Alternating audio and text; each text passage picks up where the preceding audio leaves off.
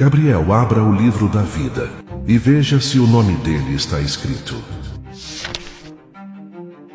Senhor, o nome dele não está aqui. Ele me louvava com os lábios, mas o seu coração estava longe de mim.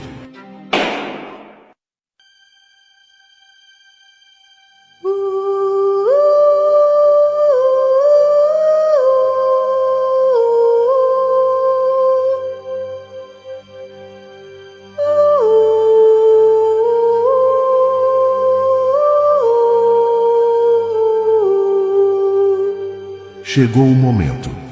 O tempo dele na terra se esgotou.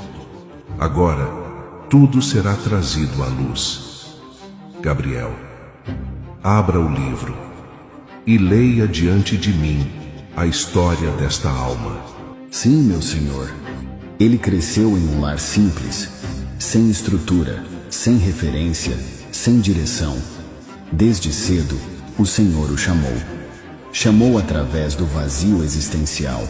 Chamou nas noites em que ele chorava sozinho. Chamou nos momentos em que ninguém acreditava nele. Mas ele nunca se rendeu de verdade. Sempre segurou algo dentro do coração. E por causa disso, a obra do Senhor não avançou na vida dele. Foi travada pela resistência que ele se recusava a abandonar. Quando ouviu falar do Senhor pela primeira vez, algo se moveu por dentro, mas não foi arrependimento. Foi remorso misturado com carência. Ele passou a frequentar uma igreja, assumiu funções, se envolveu em atividades religiosas, aprendeu a parecer servo, mas nunca foi. Ele dizia com os lábios que era cristão, mas por dentro cultivava vícios e vaidades. Nunca quis perder o controle. O desejo por aprovação, por status, sempre foi mais forte do que a vontade de mudar. A carne dominava. A sensualidade era um prazer secreto que ele não estava disposto a cortar. A pornografia virou refúgio.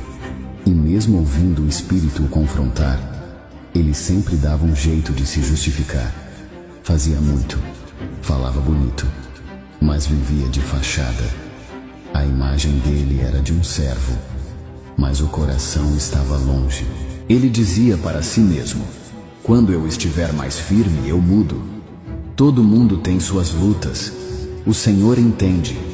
E assim, dia após dia, escolheu o conforto da ilusão, em vez da dor da renúncia. Houve momentos em que o Senhor o visitou de forma intensa, momentos em que ele caiu de joelhos, mas se levantou sem mudança. Não havia entrega verdadeira, não havia morte do eu, havia apenas medo e máscaras. A fé dele era seletiva.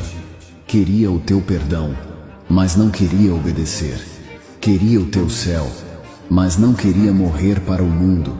Gastou a vida tentando parecer um servo, mas recusou-se a ser moldado como um. Mas o Senhor não desistiu dele. Mesmo vendo o tempo se esgotando, mesmo percebendo que Satanás já o cercava com armadilhas, o Senhor intensificou as investidas. Moveste céus e terra por essa alma. Usaste situações, dores, perdas. E por fim, enviaste um dos teus servos, um verdadeiro, um homem cheio do teu espírito, que olhou nos olhos dele e disse com ousadia: você precisa nascer de novo. Não apenas frequentar, mas se entregar de verdade. Foi claro, direto. Era a última chamada. Mas ele não quis ouvir. O orgulho falou mais alto. Pensou no que os outros iam dizer. Pensou na reputação, no cargo que tinha na igreja, na imagem de crente firme que construiu ao longo dos anos. Preferiu manter a aparência do que rasgar o coração. Disfarçou o incômodo com sorrisos, escondeu a dor com frases prontas.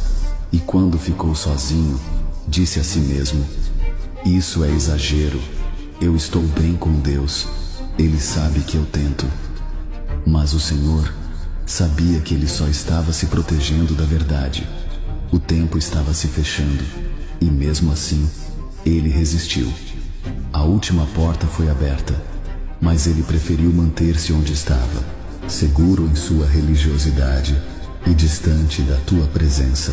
Naquela tarde, ele saiu da igreja como sempre fazia, o rosto sereno, mas a alma ainda em conflito. Estava distraído, o olhar preso no celular, como de costume. Mensagens, redes, vídeos, tudo menos o que importava. Não percebeu o carro, não teve tempo de reagir. Foi rápido, tão rápido que não houve espaço para um último arrependimento. Nenhuma oração, nenhum clamor. A eternidade o alcançou, no silêncio. E assim, terminou sua história na terra. Essa é a vida que está registrada neste livro, Senhor. Agora, cabe somente ao Senhor decidir a sentença. Eu queria tanto que tivesse sido diferente. Eu chamei você. Eu lhe dei tempo para se arrepender. Eu falei contigo tantas vezes. Usei pessoas, dores, silêncios.